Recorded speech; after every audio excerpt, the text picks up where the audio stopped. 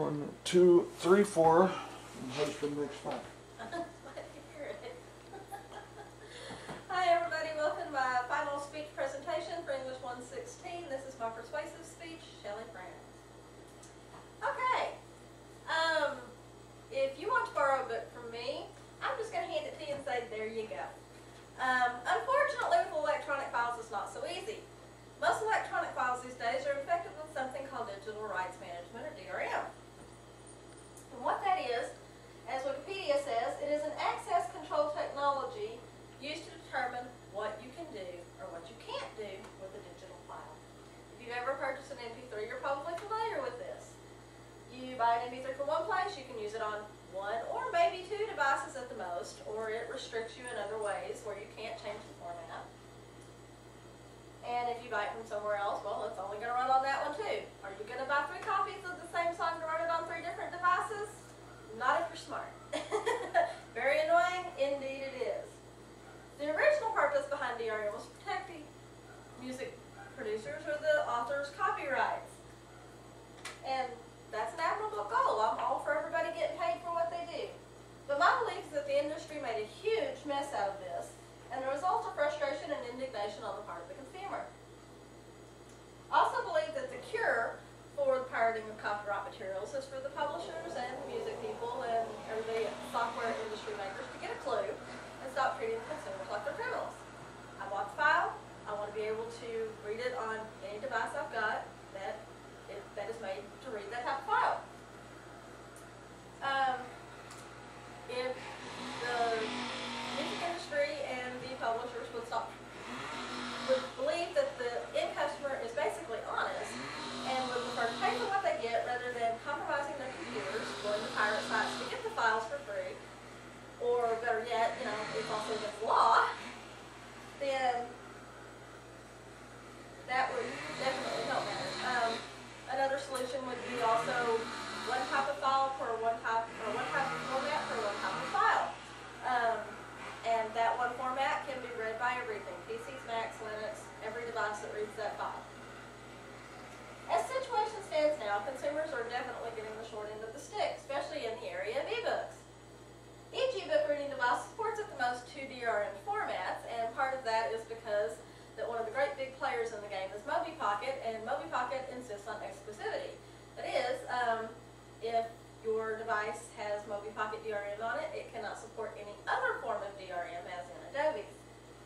Then, of course, there's Amazon, whose .tpz and .azw1 files can only be read on a Kindle. Not a PC, nothing. Only accessible from there. This could lead, and has led, to Amazon making exclusive deals with publishers and authors to have their works only available through Amazon and for Kindle. This has happened when they launched the Kindle 2. They made an exclusive deal with Stephen King for a short novella called which featured, of course, a Kindle, but Stephen King is so wildly popular that that was a really bad move and alienated a lot of people.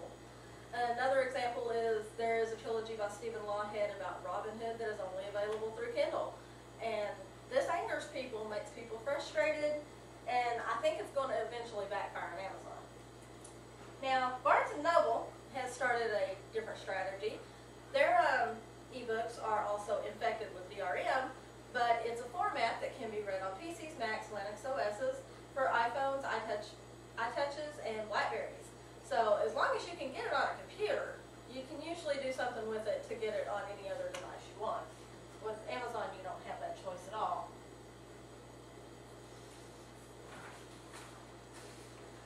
Now, there's an article on the Teleread website that really demonstrates very well the frustrations of a DRM scheme. The author of the article at the site had purchased a number of ebooks with the e-reader DRM scheme. Now, this one uses a scrambled version of your credit card number to secure the books. Now, this means that you could conceivably share your book with somebody with the unlock code, but if you did that, you'd also be sharing your credit card number. That's a pretty good deterrent.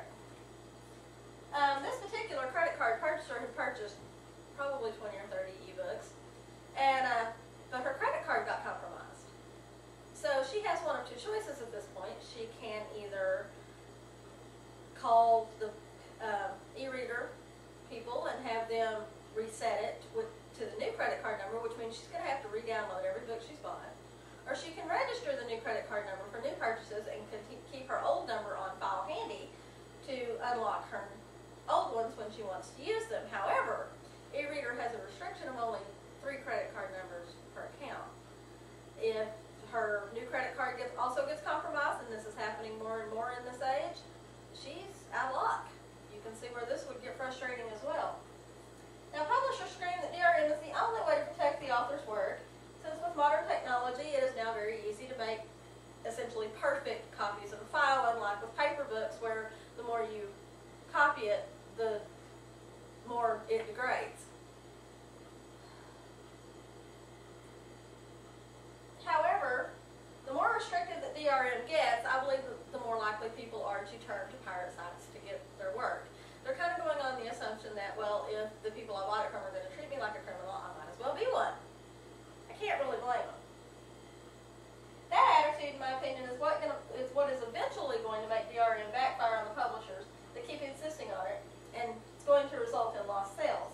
Some consumers believe that voting with their pocketbooks by refusing to buy DRM infected content is the answer, but I believe that that only hurts the consumer as well, because admittedly there are thousands and thousands of books on Project Gutenberg and sites like that that you can read for free. But most people want to read the bestsellers, the new releases, stuff from their favorite authors, and 99% of that all has DRM. So you're only hurting yourself if you do that. The solution? Unfortunately, there's no easy answer to this. But in my opinion, the best thing that could happen is for publishers to see the light and realize that restricted DRM schemes only frustrate their purchasers and stop using it altogether. In lieu of that happening, however, which I really don't see, I'd be happy if they would go to the one format per file type thing, and one universal protected format that will open on every device out there, including PCs, Macs, Linuxes, all the different ebook readers, and your phones that handle that kind of thing like iPhones and Blackberries. I simply want to be able to read a file I purchased on any device I choose to read it on. That's it.